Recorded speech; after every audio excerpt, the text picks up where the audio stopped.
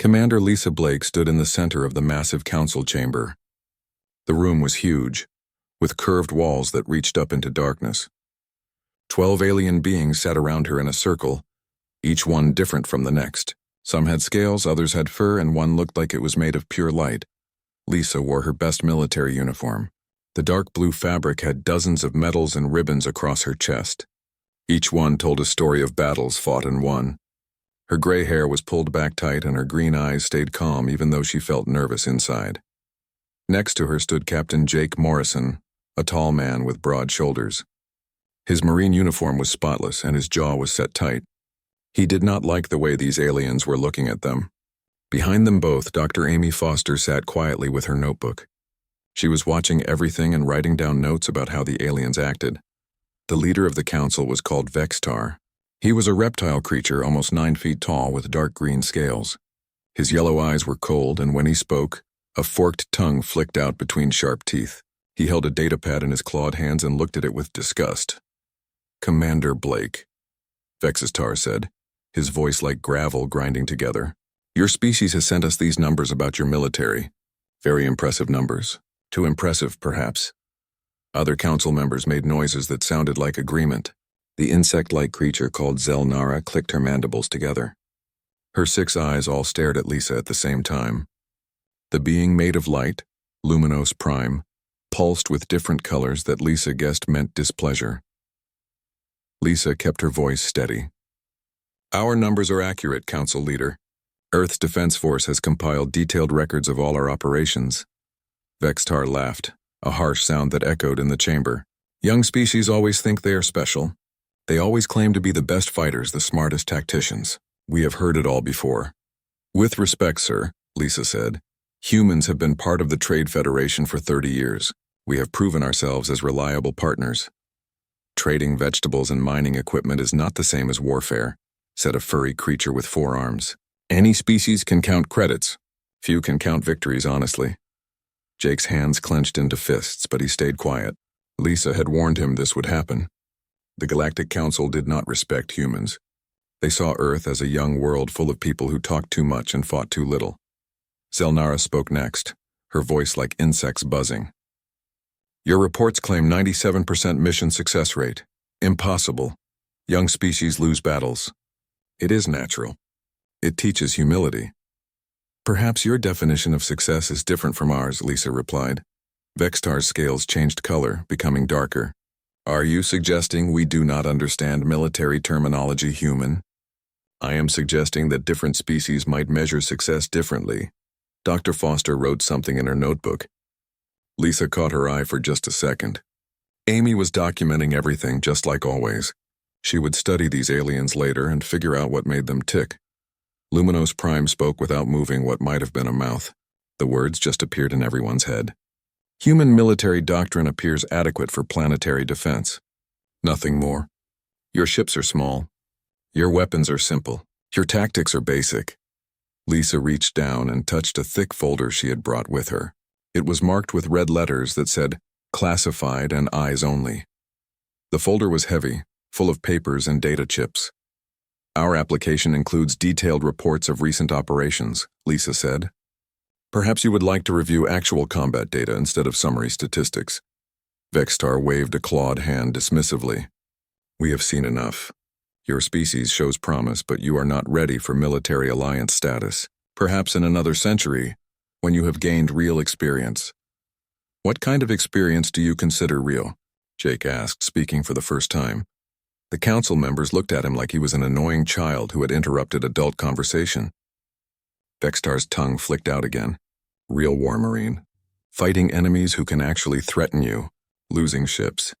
Losing worlds. Learning that the galaxy is not a safe place for the weak." "And how many worlds have you lost recently?" Jake asked. The chamber fell silent. Several council members shifted in their seats. Zelnara's mandibles clicked faster. "That is not relevant to this discussion," Vextar said coldly. Lisa put a hand on Jake's arm to quiet him. She understood what he was getting at, but this was not the time. The council was already against them.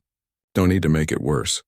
"We respect the council's decision," Lisa said diplomatically. "Perhaps we can provide additional documentation for future review." Vextar stood up, his full height making him tower over everyone else. The Council votes to table Earth's application pending further review. We will examine your actual combat capabilities versus your theoretical projections. One by one, each council member voted. It was unanimous. No surprise there. As the session ended, the aliens began filing out of the chamber. They talked among themselves in their various languages, but Lisa caught words here and there. Phrases like overconfident humans and typical young species arrogance. Dr. Foster closed her notebook and stood up. Well, that went about as expected. Jake was still angry. They did not even look at our real data. They made up their minds before we walked in here. Lisa picked up her classified folder and tucked it under her arm. That is their choice, Captain. We made our offer. So what now? Amy asked. Lisa looked around the empty chamber. The walls were covered with symbols representing dozens of different species. Humans were not among them yet. Maybe they never would be. Now we go back to our quarters and wait, Lisa said. Someone will want to know more about these numbers they think are impossible. Someone always does, Jake frowned. You sound like you are expecting something. Lisa smiled for the first time since entering the chamber. It was not a pleasant smile. Captain Morrison, in my experience, when someone calls you a liar, they usually want to prove it. Especially when they are young and ambitious and think they are smarter than everyone else. She walked toward the exit, her boots echoing on the metal floor. And when they come to prove us wrong, we will be ready for them. Amy hurried to catch up. Ready how? Lisa patted the folder under her arm. Let us just say this is folder one of many. And if someone really wants to doubt our numbers, well... She paused at the doorway and looked back at the empty council chamber. We have plenty of proof to share. 3 days passed slowly on Station Epsilon 7. Lisa spent most of her time in her temporary quarters, a small room with gray walls and basic furniture. The bed was too short for humans and the chair hurt her back, but it was better than sleeping on her ship. She sat at the tiny desk, drinking coffee from a metal cup. Real coffee was expensive this far from Earth. It cost her a month's pay just to get a small bag, but some things were worth it. The hot liquid helped her think. Jake had gone to the station's training center to work out his frustration. Amy was in the research section, studying alien behavior patterns.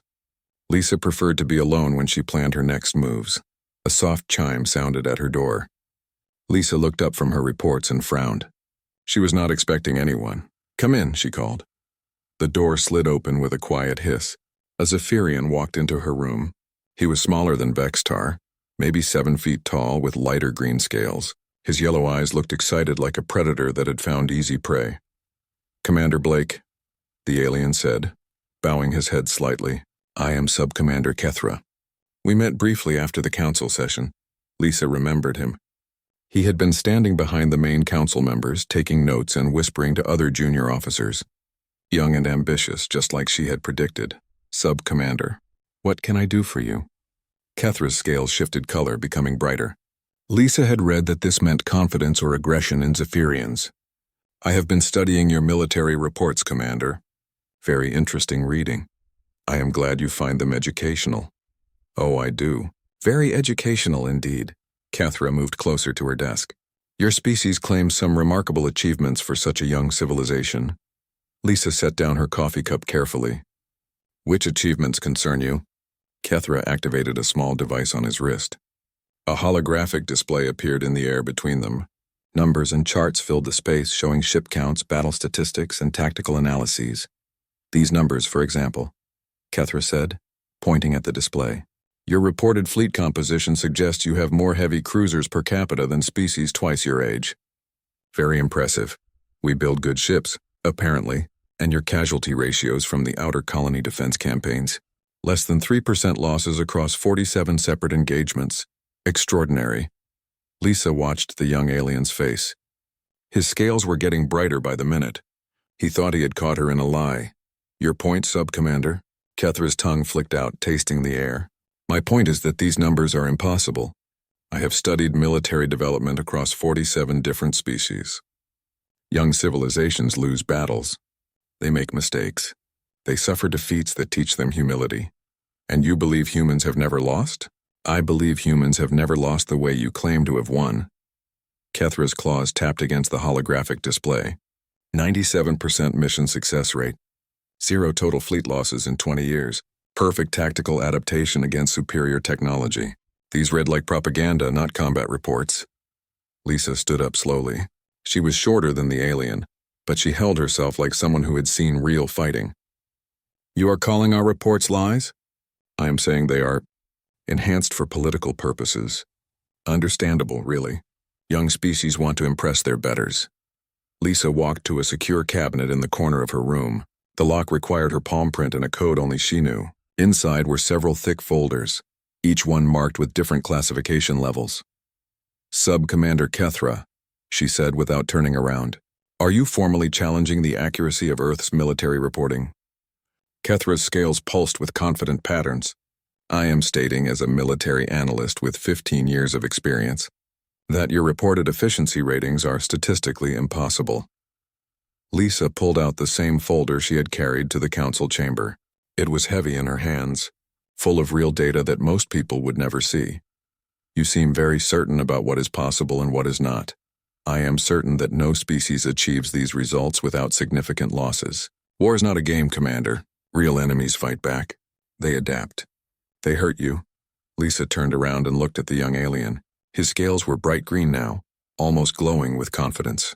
He really believed he had caught the humans in a lie. And you have studied war extensively. More than your species has experienced it, apparently. Lisa walked back to her desk and set the heavy folder down. The sound it made was solid, final, like a judge's gavel. Sub-Commander Kethra, you doubt my numbers. I doubt any species could achieve these results honestly. Lisa opened the folder slowly. The first page was marked, Eyes Only, classified above Top Secret. She looked up at the alien and smiled. It was not a friendly smile. Then examined the proof. Folder 1. Kethra moved closer, his eyes fixed on the open folder. You are willing to show me classified material? You challenged our honesty. I am providing evidence of our capabilities. This could be fabricated as easily as your public reports. Lisa's smile got colder. Could it? Why don't you take a look and decide for yourself? Kethra reached for the folder, then hesitated. What am I going to find in here, Commander? The truth about human military operations. The real numbers, the actual combat footage. The detailed after-action reports from every engagement you think we fabricated. And if I find evidence of deception? Lisa sat back down and picked up her coffee. Then you can report it to the council and prove that humans are liars. And if I find that your numbers are accurate? Lisa took a sip of her coffee and watched the alien over the rim of her cup. Then you will understand why we wanted allies for what is coming. Kethra's scales flickered between bright confidence and darker uncertainty. What is coming? That depends, Sub-Commander. Are you going to examine the evidence or are you going to keep making assumptions? Kethra straightened up, his military training taking over. I will examine your evidence thoroughly, Commander. Good, take your time. There is a lot to review. The alien picked up the folder carefully. It was heavier than he expected. How long should this take? Lisa finished her coffee and set the cup down. That depends on how carefully you read. Some of our junior officers spend weeks going through that material during their training. Training for what? For understanding what real war looks like, Sub-Commander. And for learning why humans do not lose battles the way other species expect us to. Kethra held the folder against his chest. I will return tomorrow with my analysis. Take as long as you need. But remember, Sub-Commander, you asked for proof. Do not blame me if you do not like what you find. The alien left without another word. Lisa waited until the door closed, then activated her personal communicator. Amy, it is Lisa. You might want to prepare some psychological profiles on Zephyrian stress responses. I think we are about to have a very shaken alien on our hands. Amy's voice came through clearly. What did you give him? Lisa looked at the empty space where the folder had been. The truth, all of it. Starting with the small stuff. And you think he can handle it? Lisa smiled and reached for another folder from the cabinet. This one was marked Folder 2 of 47. We are about to find out. Kethra did not sleep that night. He sat in his quarters with the human folder spread across his desk, and what he found inside made his scales turn cold. The first section was labeled Ganymede Incident, Minor Border Conflict. Kethra remembered this from the human reports. They had called it a small skirmish, barely worth mentioning. The official summary said 12 human ships had encountered some raiders and resolved the situation quickly. But the actual files told a different story. Kethra activated the first video file. His holographic display showed space near Jupiter's moon Ganymede. 12 human destroyers moved in a tight formation, their hulls dark against the stars.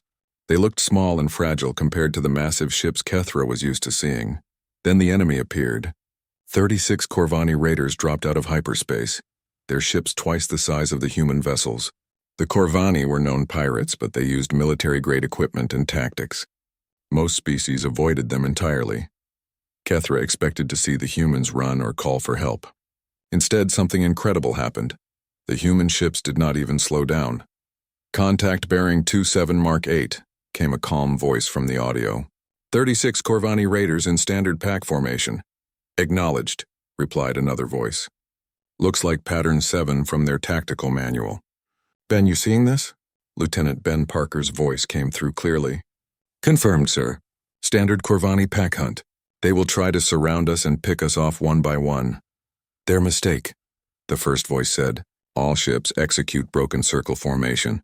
Target their coordination ship first." Kethra paused the recording. How did these humans know Corvani tactics so well?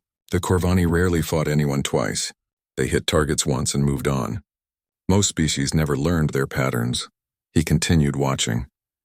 The human ships spread out in a formation Kethra had never seen before. It looked random, disorganized. The Corvani took the bait and moved to surround them. That was when everything changed. The human ships suddenly snapped together like pieces of a puzzle. In seconds, they had formed a perfect attack formation with the Corvani coordination ship trapped in the center. The raiders found themselves surrounded instead of surrounding. "Fire," said the calm voice. The coordination ship died in a flash of light. Without their leader, the Corvani pack fell apart. They started shooting at each other, thinking they were being attacked from all sides. "Classic Corvani weakness," Lieutenant Parker said over the radio. "Remove their pack leader and they panic, like wolves without an alpha." In 15 minutes, it was over. 36 enemy ships were either destroyed or surrendering. The humans had not lost a single vessel. Kethra stared at the screen. This was supposed to be a minor incident? He opened the next file. The Proxima Centauri patrol action. Again, the humans had reported it as routine peacekeeping. The real story was terrifying. 12 human destroyers against 43 pirate ships from 6 different species. Each species fought differently, used different tactics, different technologies. It should have been chaos. Instead, Captain Roy Jackson commanded the human fleet like he had been fighting mixed pirate groups his entire life. "Zeltron ships will try to ram us," Jackson's voice explained over the tactical channel. "Morphic vessels will phase in and out to confuse our targeting. Hegemony pirates will use their shields as weapons. Adjust accordingly." The human captain gave orders for fighting 6 different species at the same time. His crews responded instantly, like they had practiced these exact scenarios hundreds of times. Maybe they had. Kethra watched the battle unfold. Human ships danced between enemy formations, always in the right place at the right time. They knew exactly how each species would react and countered every move before it happened. "The Zeltrons are getting frustrated," reported a weapons officer. "They are breaking formation to chase us individually." "Predicted," Jackson replied. "Lieutenant Hayes, execute Matador protocol. Make them mad." The human ships began taunting the Zeltron vessels, flying just close enough to make them charge, then slipping away at the last second. Soon the entire Zeltron formation was scattered and angry. "Easy targets for the other human ships. Morphic vessels are trying to phase behind us," another officer reported. "Expected," Jackson said. "They always do that when their allies are losing." Chen, activate the phase predictors. Kethra had never heard of phase predictors. Apparently, humans had developed technology specifically for fighting morphic ships. The pirates tried to materialize behind the human fleet, only to find human guns already pointed at their exact positions. One by one, each pirate species fell into human traps. It was like watching a master chess player defeat 6 opponents at once. When the battle ended, 41 pirate ships were destroyed or captured. 2 had escaped, probably to spread terrifying stories about human capabilities. The humans had not lost a single ship. Kethra's claws scratched against his desk as he opened more files. Battle after battle, engagement after engagement. Humans fighting enemies they should not have been able to defeat. using tactics they should not have known, winning battles they should have lost. But it was not just the victories that scared him. It was how casual the humans sounded during combat. Standard Brecken formation, one captain said during a battle recording. They read too much of their own propaganda. Hit their flagship and watch them crumble. Helian vessels always retreat when they lose their scout ships, another voice noted. Take out their eyes first. Catharian battle doctrine has not changed in 300 years, a tactical officer reported. Same weaknesses as always. These humans talked about alien military secrets like they were reading from textbooks. How long had they been studying galactic warfare? How much did they really know? Kethra found his answer in a section labeled Intelligence Preparation. The files showed that humans maintained detailed profiles on every known species in the galaxy. Not just their cultures or trade patterns, but their military doctrines, their tactical preferences, their psychological weaknesses. Earth had been studying galactic warfare for decades, preparing for conflicts that had not happened yet. One report made Kethra's blood freeze.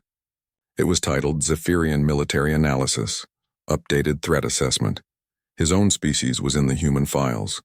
Every detail of Zephyrian naval doctrine, every weakness in their formations, every psychological trigger that made Zephyrian commanders make mistakes.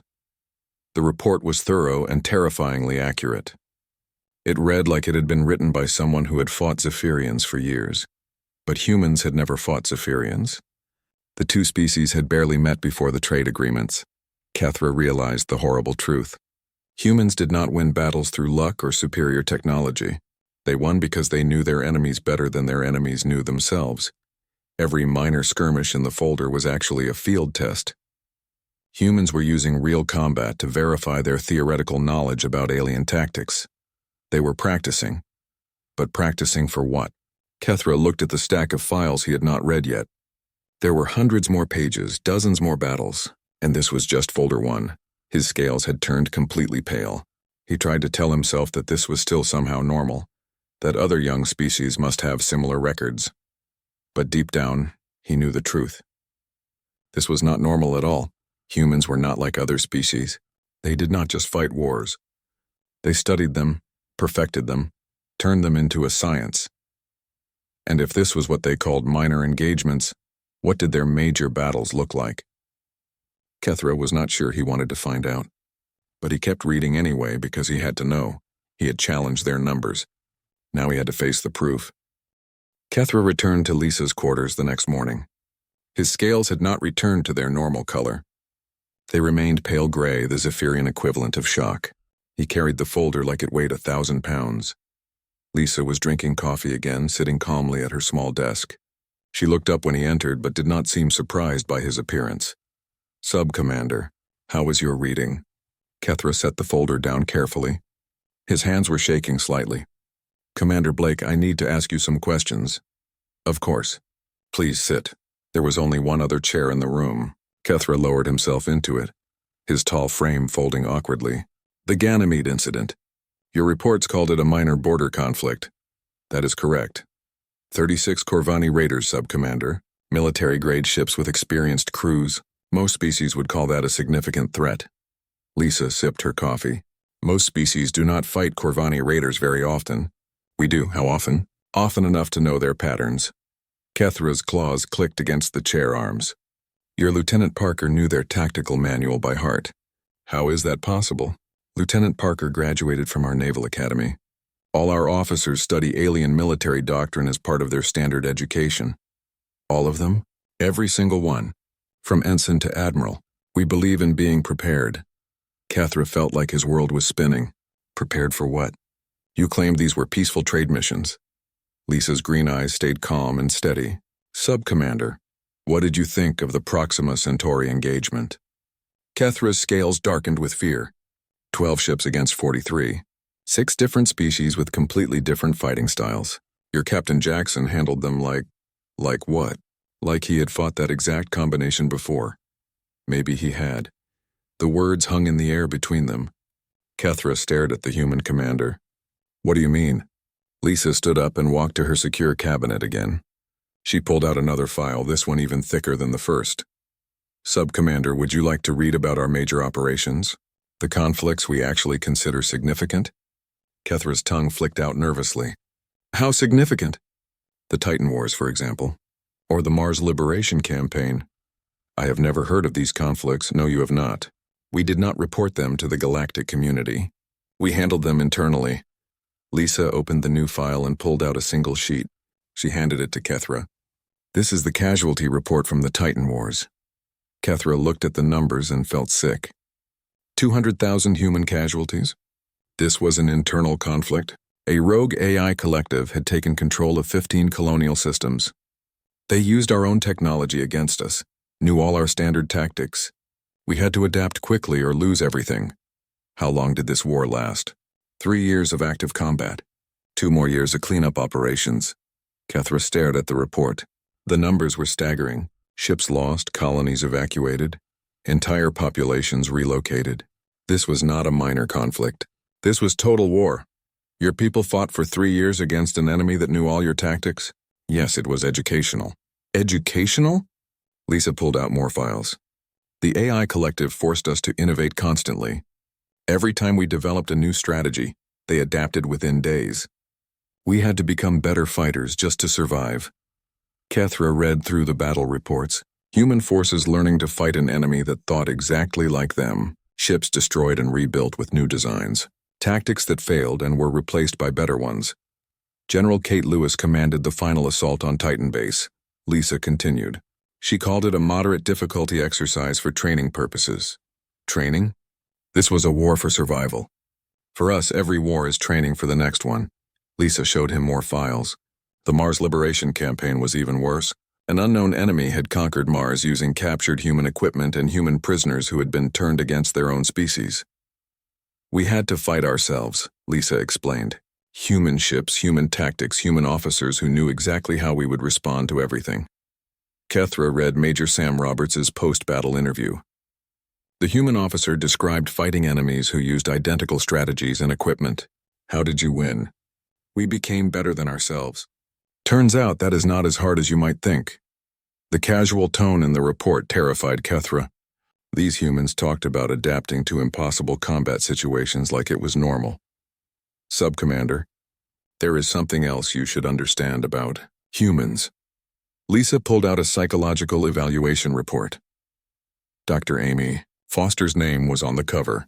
This is a study of human combat stress responses. Dr. Foster conducted it after the Mars campaign.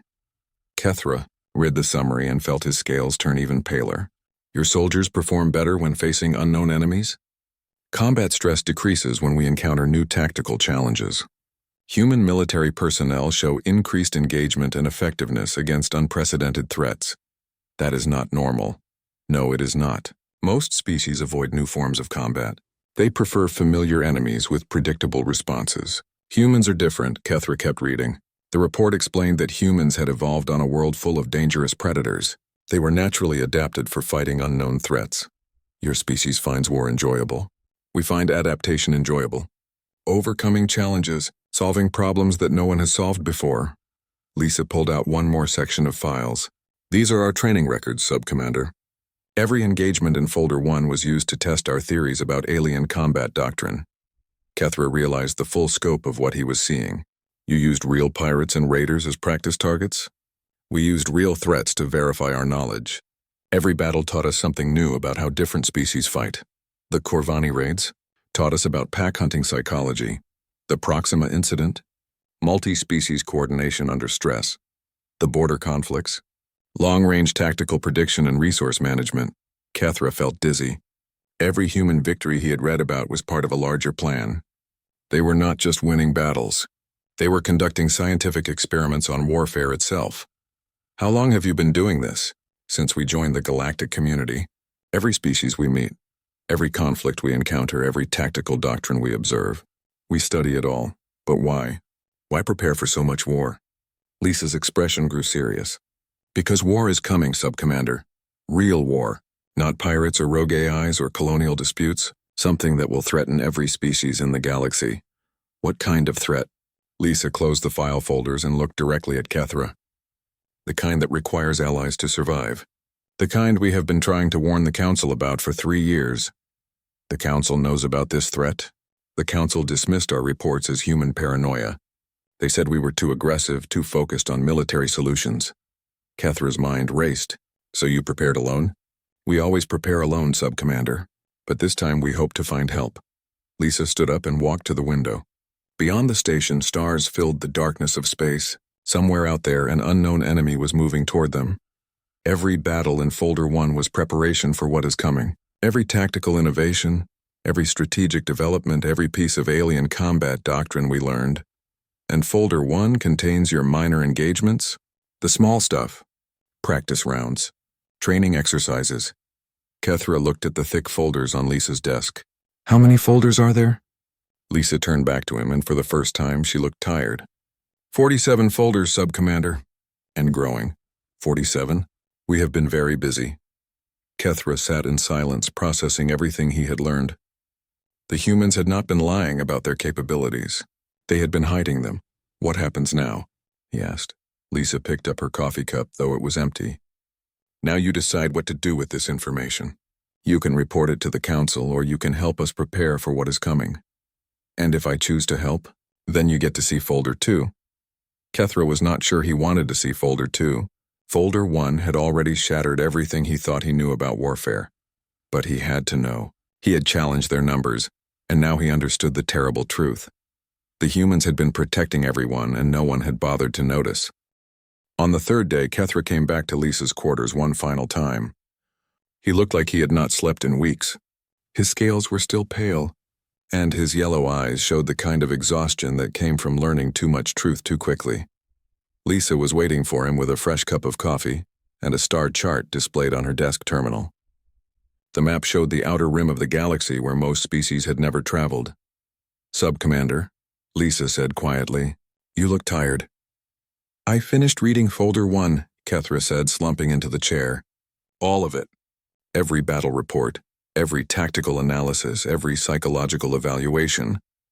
And what do you think now? Kethra was quiet for a long moment. I think my species has been living in a peaceful dream while yours prepared for nightmares. Lisa nodded. That is an accurate assessment. The Council needs to know about this, about your real capabilities, about the threats you have been fighting alone. Do they? Lisa touched a control on her desk. The star chart zoomed in on a section of space beyond the galactic rim. Red markers appeared, showing probe contacts and destroyed survey ships. Tell me, Sub-Commander, what do you see here? Kethra studied the display. The red markers formed a rough line across dozens of systems. Unknown contacts. Ships that do not respond to communication. We first detected them 4 years ago. Long-range reconnaissance found entire systems that had been changed. No life signs, but clear evidence of massive industrial activity. Changed how? Lisa activated another display.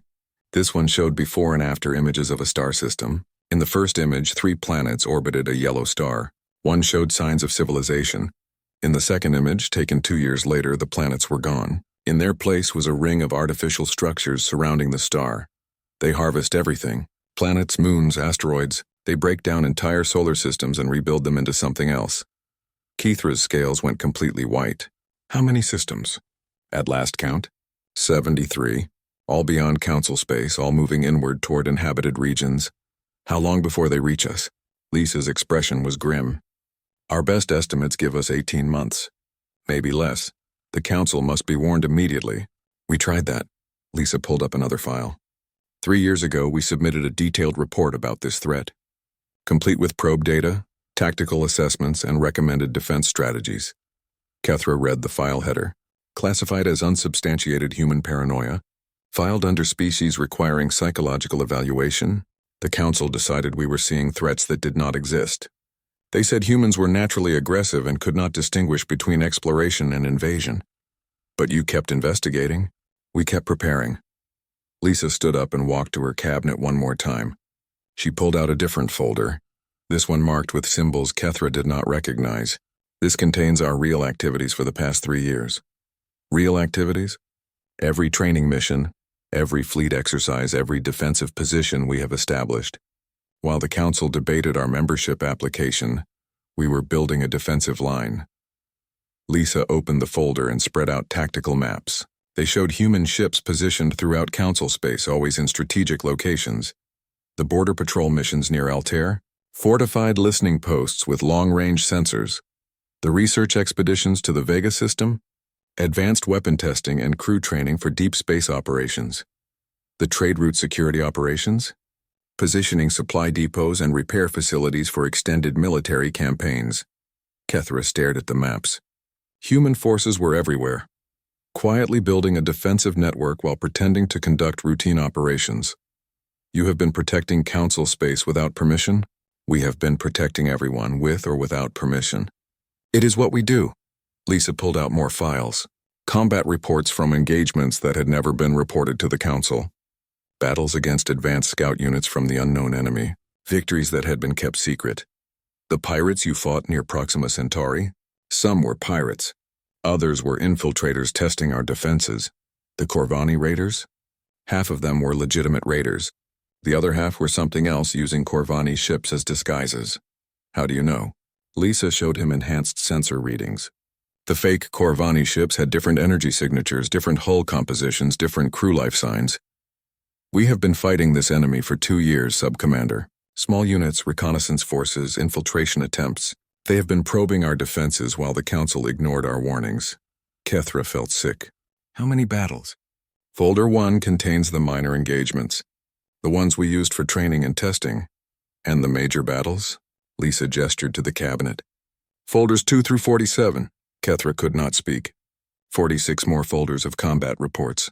Thousands of battles fought in secret while the galaxy went about its peaceful business. Every engagement taught us something new about this enemy. Lisa continued. Their tactics, their technology, their weaknesses. We have been studying them the same way we studied every other species. What have you learned? Lisa's expression grew cold. They are not like anything we have faced before. They adapt faster than the AI collective. They coordinate better than the best military species. They learn from every defeat and never make the same mistake twice. How do you fight an enemy like that? Very carefully. And with allies, if possible. Kethra understood now. The military alliance application. You were not asking to join the Council's forces. You were offering to share the burden. We were hoping to find partners for the war that is coming, species who could adapt and innovate alongside us. And when the Council rejected your application, Lisa closed the folder with finality. We continued preparing alone, like always. But you cannot fight this enemy by yourselves. We have been fighting them by ourselves for 2 years. We will continue until we cannot. Kethra stood up slowly. His legs felt weak. What do you need from me? Nothing, Sub-Commander. You asked for proof that our numbers were accurate. I provided it. But surely there is something I can do. Lisa looked at him thoughtfully. You could return to the Council and recommend that they reconsider our application. They will want proof. Show them folder 1. If they want more evidence, we have plenty to share. Kethra picked up the folder with trembling hands. And if they still refuse to believe? Lisa shrugged. Then in 18 months, when the real enemy arrives, they will learn the truth the hard way. You would protect them even after they rejected you? Sub-Commander, we are already protecting them. Human fleets are positioned throughout Council space. Our deep space sensors are watching for enemy movement. Our advanced forces are engaging infiltrator units before they can reach inhabited systems. Why? Why protect people who do not want your help? Lisa sat back down and picked up her empty coffee cup. Because it is the right thing to do. And because someone has to. Kethra looked around the small room. On the desk, scattered among the folders, were personal items that showed Lisa's humanity. Pictures of family back on Earth, a worn book of poetry, a small plant in a ceramic pot. This woman was fighting a secret war to protect billions of people who thought she was lying about everything. Commander Blake, when this is over, when the Council finally understands what you have done, if we win, Sub-Commander, no one will ever know what we did. That is how protection works. The people you saved do not know they needed saving. Kethra walked toward the door, then stopped. The other folders. Can you tell me what is in them? Lisa smiled sadly. Major fleet actions. Strategic campaigns. The battles where we learned to fight as a unified force instead of individual ships. And the most recent folders? Preparations for total war, Sub-Commander. Because if we cannot stop them at the rim, we will have to stop them here. Kethra left without another word. He carried folder 1 back to his quarters, knowing that everything he had believed about the galaxy was wrong. The humans had not been lying about their numbers. They had been protecting everyone while pretending to be weak. And in 18 months, everyone would find out whether that protection had been enough. Lisa sat alone in her quarters, surrounded by the evidence of humanity's secret war. Outside her window, the stars looked peaceful and quiet. But she knew better. Somewhere in that darkness, an enemy was coming. And when they arrived, the galaxy would finally understand why humans never lost the battles that mattered. She opened folder 2 and began reading. There was still work to do and not much time left to do it. The real war was just beginning.